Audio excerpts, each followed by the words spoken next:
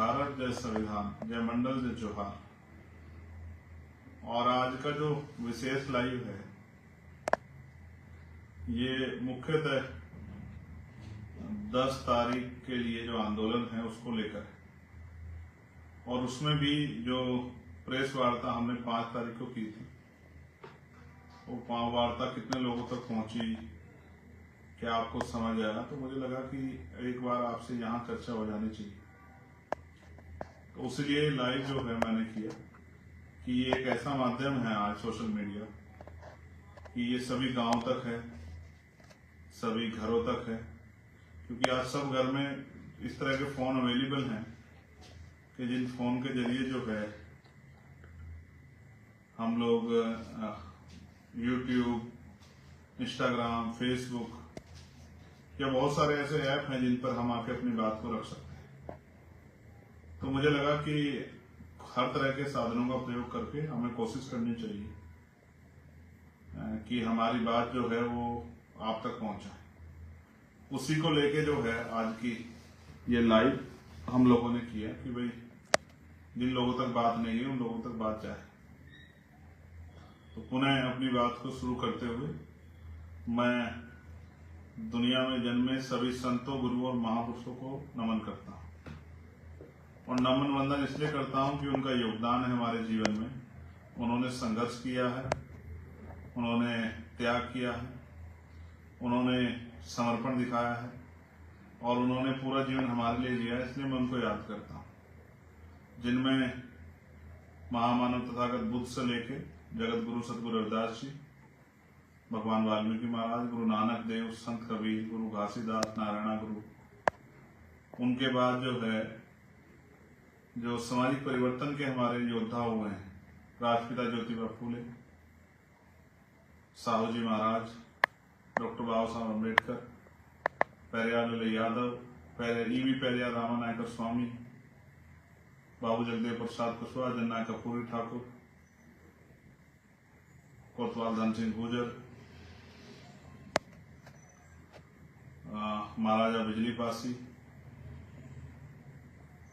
मान्यवर दीना माना वाल्मीकि, बाबू सिद्धदयाल चौरसिया, संतराम बी प्रजापति, मामना राम सुख वर्मा जी, चौधरी महाराज सिंह भारती, मान्यवर साहब श्री काशीराम, और सभी जो है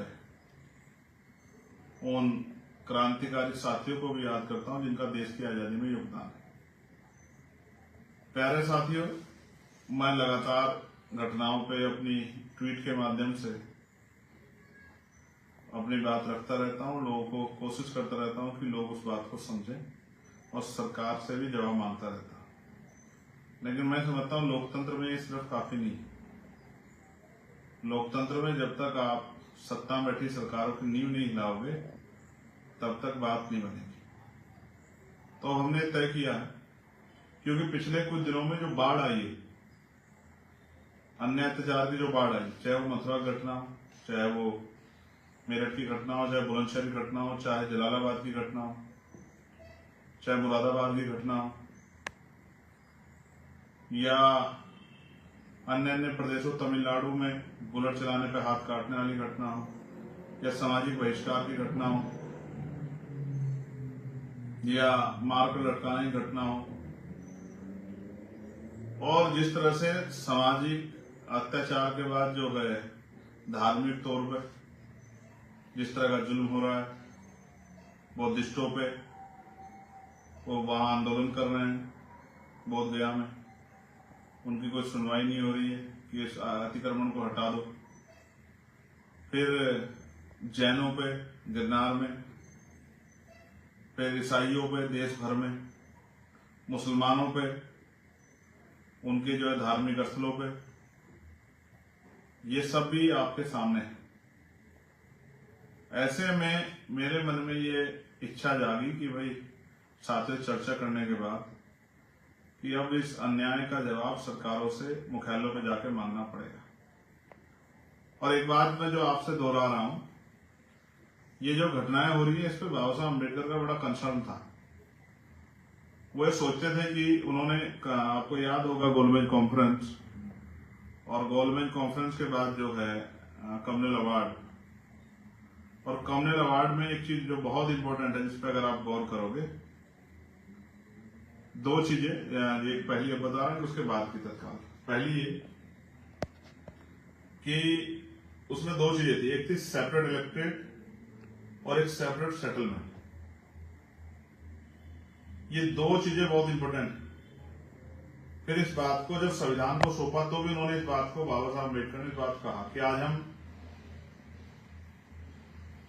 जो संविधान को सौंप रहे हैं तो इससे राजनीति में वन वोट वन वैल्यू, राजनीति में समानता तो आएगी, लेकिन जब तक देश में सामाजिक गैर बराबरी और आर्थिक गैर बराबरी है तब तक ये जो लोकतंत्र है, राजनीतिक लोकतंत्र, सामाजिक लोकतंत्र नहीं बन पाएगा। उन्होंने इस बात को कहा कि आज हम विरोधाभास की जिंदगी में कदम रख रहे हैं और वो विरोधाभास आज तक भी है। ना सामाजिक गैर बराबरी दूर हुई, जिसका उदाहरण हम देख रहे हैं, पूरे समूह पे, पूरे समाज पे, पूरे गांव पे जो है अन्याय करना, अपमान करना, महिलाओं पर रेप, हत्याएं। और जो दूसरा मैंने कहा आर्थिक सशक्तिकरण, तो जिस तरह से चुनाव में धन का प्रयोग किया जाता है, गरीब का बेटा तो लड़ ही नहीं सकता है। तो इससे मैं मानता हूं कि बाबा साहब की बात तब भी तर्कसंगत थी और आज भी तर्कसंगत है। उनका जो पहला वो था सेपरेट इलेक्टोरेट, उसके पीछे कारण ये था कि भाई इतनी गैर बराबरी है तो हमारे लोगों को वोट कौन देगा। तो जबकि वो अधिकार नहीं मिला तो पृथक निर्वाचन क्षेत्र उन्होंने कहा था कि हमें मिलने चाहिए, लेकिन उस पर फिर जो है पूना पैक्ट हुआ और हमें आरक्षण का लाभ, आरक्षण मिला, ज्यादा सीटें मिली, लेकिन वास्तविक प्रतिनिधित्व नहीं मिले। जो प्रतिनिधि थे वो वास्तविक नहीं मिला। प्रतिनिधित्व तो मिला हमें कि हमारी 131 सीटें SC ST की, लेकिन वास्तविक प्रतिनिधि कितने हैं जो पार्लियामेंट में, असेंबली में अपने समाज के लिए बोलते हैं, अपने समाज के को जिसके ज्यादा करीब होते हैं, अपनी पार्टी के कम करीब होते हैं। एक दूसरा जो सेपरेट सेटलमेंट था, तो आज मैं जब उसको स्टडी कर रहा था कि भाई ये बारातें क्यों रोकी जा रही है, हिंसा क्यों हो रही है, तो मुझे समझ आया कि अगर हमारा जो क्षेत्र जो है वो सेपरेट कर दिया जाता, जहां हमारी बस्तियां होती, तो उससे सबसे बड़ा लाभ ये होता कि ये जो जाति के आधार पे अन्याय, हिंसा हमारे साथ हो रही है, अपमानित जो किया जा रहा है आज, ये बंद हो जाता। तो हम पे जातिगत अन्याय अत्याचार नहीं होता, जातिगत अन्याय अत्याचार, हिंसा नहीं होती, तो हम भी अपनी पूरी एनर्जी जो है वो अपनी तरक्की पे लगा पाते, देश की तरक्की में योगदान कर पाते। लेकिन क्योंकि रोज हम पे अन्याय होता है तो हम इसी में उलझे रहते हैं कि बाबा साहब की स्टैचू तोड़ दी, कभी गुरु रविदास जी की तोड़ दी, कभी फूले साहब की तोड़ दी, कभी पेरियार जी की तोड़ दी, कहीं बाबू जगदेव प्रसाद कुशवाहा जी की तोड़ दी, कहीं जनरल कपूर ठाकुर की तोड़ दी, कहीं उनका बोर्ड हटा दिया, तो रोज हम इसी में थाने कचहरी में लगे रहते हैं। फिर मोटरसाइकिल पर चलने मार दिया, बारात रोक दी, महिलाओं के साथ हिंसा कर दी, तो हम इसी में, हमारी आधी जिंदगी तो 75 साल इसी में खप गए। तो अगर सेपरेट सेटलमेंट हो जाता और हमारे क्षेत्र अलग हो जाते रहने के, तो ये जो आज की जो पोजीशन है, ये पोजीशन हमारे लिए नहीं होती। कम से कम जो जाति का अन्याय अत्याचार, क्योंकि एक दूसरे पे जो है जाति के लोग काहे अत्याचार करते, तो वो जाति का अन्याय अत्याचार, और जो रोज एक डर लगा रहता है कि यहां से निकल रहे हैं, कोई हमला कर देगा, कोई जो हमारे यहाँ घुस के मार देगा, तो ये खत्म हो जाता। इसलिए मैं समझता हूं कि हमने 10 तारीख का प्रोटेस्ट बुलाया है। मैं खुद लखनऊ में रहूंगा। मैंने तय किया है कि लखनऊ में जो ज्ञापन दिया जाएगा, जो आंदोलन होगा, प्रोटेस्ट अपनी बात से, मैं लखनऊ में रहूंगा। और अन्य उसमें जैसे मध्य प्रदेश के लोग तय करके कहाँ देंगे, वो आपस में चर्चा कर लेंगे। बीमार में आजाद समाज पार्टी के लोग, राजस्थान के लोग कहाँ देंगे, उत्तराखंड के लोग कहाँ देंगे, हरियाणा के लोग कहाँ देंगे, पुराने नए लोग मिलकर चर्चा कर लेंगे। झारखंड, उड़ीसा, छत्तीसगढ़, महाराष्ट्र, बिहार के लोग कहाँ देंगे, वो चर्चा कर लेंगे आपस में। लेकिन इस ज्ञापन के जरिए अपने अपने प्रदेशों में जो घटनाएं हुई, मुख्यतः इन 3-4 घटनाओं के साथ साथ जो प्रदेशों में आपके यहाँ हिंसा हो रही है, NCR का डाटा जो कह रहा है, बहनों पे, भाइयों पे, माओ पे, बुजुर्गों पे, नौजवानों पे जातीय हिंसा, सांप्रदायिक हिंसा, इनका एक डाटा बना के आपको सरकार को आईना दिखाना है कि आपकी सरकार क्या कर रही है। क्या आपकी सरकार इन लोगों की सुरक्षा करने काबिल है या नहीं है? क्या आपकी सरकार इन लोगों की सुरक्षा करने की जिम्मेदारी जो आपको मिली है कॉन्स्टिट्यूशन से, लोकतांत्रिक व्यवस्था से, क्या आप उसको पूर्ण रूप से निभा पा रहे हैं? हमें भी जीने का अधिकार है, सम्मान से जीने का, इज्जत से जीने का, लेकिन हम तो जी भी नहीं पा रहे हैं। इस देश में बुरा यह है, ना जीते जी सम्मान मिल रहा है, ना मरने के बाद सम्मान मिल रहा है। कितनी घटनाएं उत्तर प्रदेश की हैं? मथुरा 3 घटनाएं, फिर कासगंज, हाथरस, मेरठ, जलालाबाद, बुलंदशहर, जालौन, झांसी, कितनी घटनाएं, कहां जाएंगे हम लोग। तो मुझे ऐसा लगता है इसका परमानेंट सोल्यूशन निकालने के लिए, परमानेंट सोल्यूशन तो इसका पॉलिटिकल पावर है जब आपके राजनीतिक सत्ता आपके पास होगी, लेकिन उससे पहले भी सरकार को और वहां के चीफ सेक्रेटरी को, डीजीपी को, राज्यपाल महोदय को उनकी तरफ भी उनका भी ध्यान आकर्षित करना पड़ेगा कि आपकी सरकार का फेलियर है कि वह law and order situation maintain नहीं कर पा रही। क्या हमारे माथे पे लिखा कि हमको हमारे साथ हिंसा होगी। इसलिए मैं आप सबसे अपील करता हूं कि आप सब लोग अपने अपने प्रदेशों में अपना जो है जिम्मेदारी अदा करें और अपने अपने प्रदेशों में ज्ञापन व्यवस्था में, आंदोलन संघर्ष व्यवस्था में शामिल हो और संघर्ष को कामयाब बनाए। और मैं जो लोग लखनऊ आ रहे हैं उनसे भी कहूंगा, अनुशासन में आप लोग मन में संकल्प लेकर लखनऊ आए कि हमें अपनी संख्या बल को दिखाकर सरकार को ये चेतावनी देनी है कि सरकार जो अन्य अत्याचार थानों के जरिए हो रहा है, पुलिस जिस तरह लापरवाही कर रही है, या सामंती व्यवस्था के लोग या मनुवादी व्यवस्था के जो हम पे हमला करें, इन पे कार्रवाई करें।